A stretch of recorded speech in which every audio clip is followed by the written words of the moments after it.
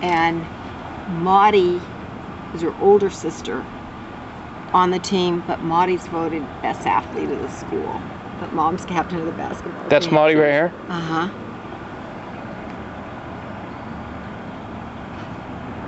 That is wild. That's a fabulous story.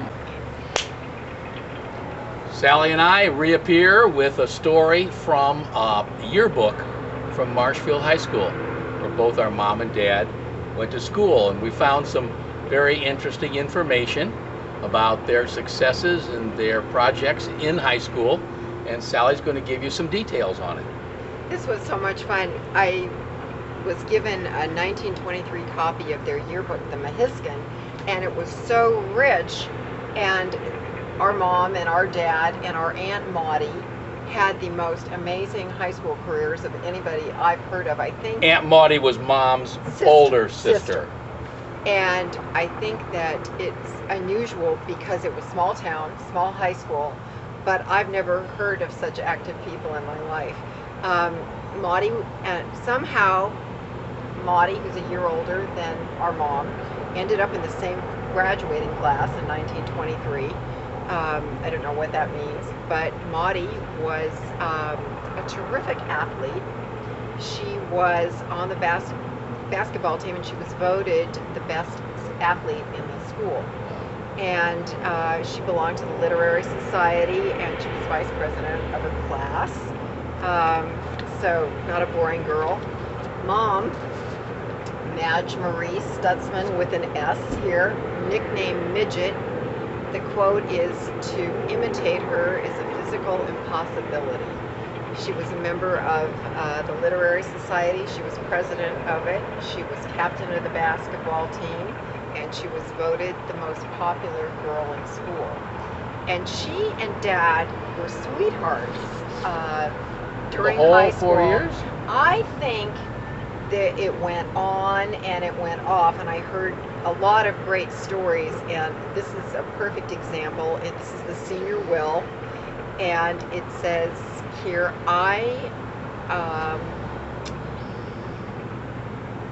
Madge Marie.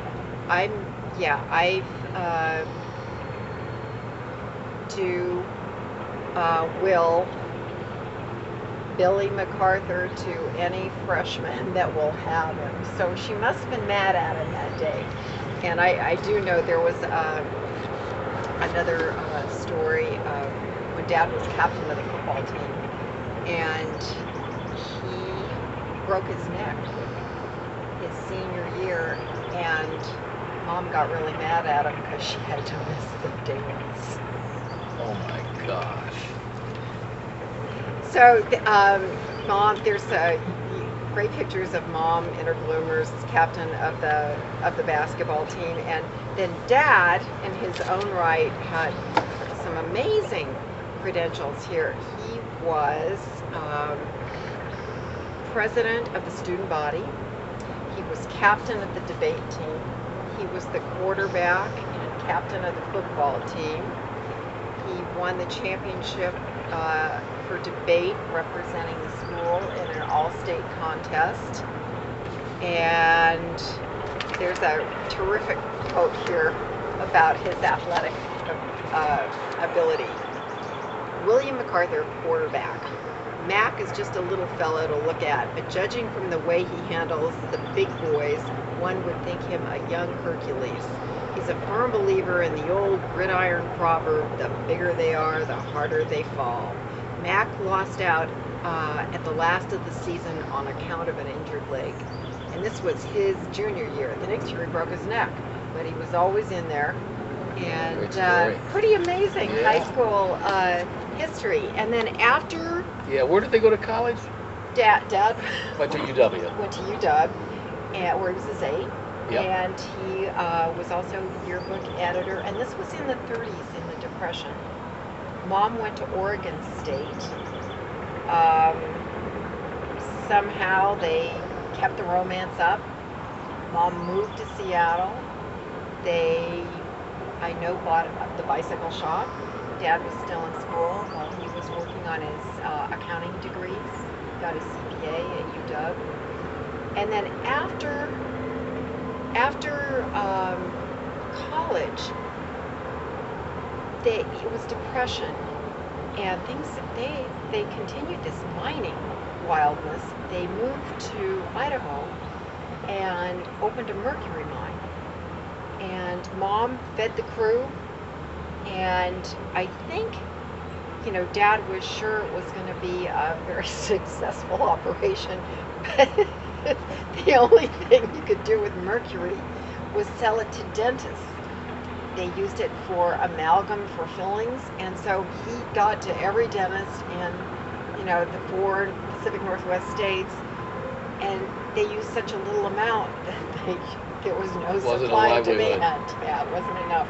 And after that, I think you came along soon after that, and you were moved back from the mine to Seattle. Seattle.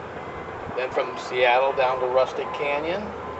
I think that, I'm not here yet, That's but like we know you're 42, born. 43. You're born in 37. Born in 37, and 42 or 43, I was in Rustic Canyon going to Canyon School. And then in 43, late in 44, we were in Canada. Right, and I think that was the war time, and Dad started working on the Alcan Highway. You and Mom That's right. lived in Edmonton. Right. And do you remember any of the Edmonton? I remember I learned to ice skate. At the time, I was figure skating up there, but it was a predecessor sport to playing hockey later in my high school career in Cleveland. And colder than holy moly, in the wintertime. Mom told this story of going out at night. Somebody gave her an orchid massage, and by the time she got to her destination, it was black because it had frozen to death. It would get to be 60 below up there. Yeah. Did you ever see the aurora? Never. You never saw the aurora borealis up there? Read a lot about it, but I never saw it. After Edmonton. Cleveland. All right. And I come along. Sally gets born. And I 47 or 48? I'm born in 48. 48. But I think it's just an exciting thing to talk about Dad's profession. Our mom was a housewife after feeding the crew at the mercury mine and taking care of the bicycle shop. I think that was kind of her work career. Then she became a homemaker. And because Dad traveled, and it was a really exciting time post-World War II. And I remember this because he was gone so much. He'd be in Japan for 6 months at a time.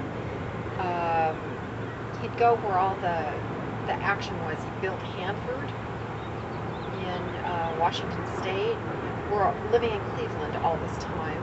And his capacity to do all this work was, his profession was? He was, his school training was as an accounting degree. And I think he wore many hats. Obviously, from his high school experience, he was a man of many talents. And I think it was a wonderful time to be alive because there was so much commercial activity. Everybody was employed after the Depression. And this small company, J. Gordon Turnbull, he was treasurer, which fits with the accounting. But I think they had to wear more hats. They had to be able to translate it to practical circumstances because he would actually be on the job sites in Japan, at Alcan Highway, in Cape Canaveral. He was, when we were in Tennessee, it was a missile launching pad they were developing. Very exciting times. And when he finished that, we moved to Latimer Road in Santa Monica Canyon in January or February of 1955. Because his company, J. Gordon Turnbull, disbanded because the owner died. Yeah. And so Dad went to work And that's for when you US went Steel. to Pali High. And I went to Canyon School between there as well. We're both alumni of Canyon School in Rustic Canyon. And then Paul Revere Junior High here, Pali High. And the first class of Pali, First graduating class. first graduating class of Pali High you were in. 1965. And I was, and then I went to Stanford in the fall of 1955. Graduated in 59, and next year is my 50th college reunion. So that's kind of brings us up to date. I think there we are. There we are.